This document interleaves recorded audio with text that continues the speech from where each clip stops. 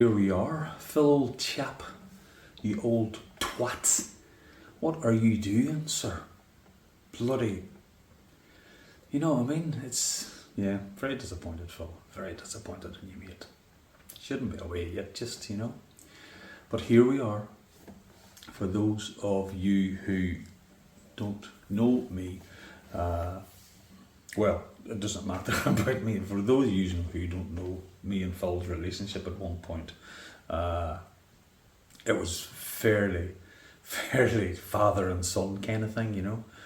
The first time I met Phil was up in the Crescent Arts Theatre in Belfast. I think it was at the Peña Flamenco.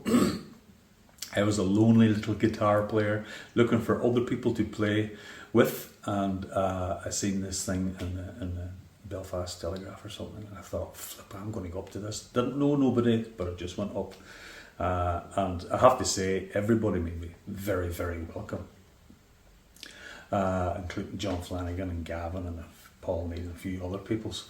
But Phil, he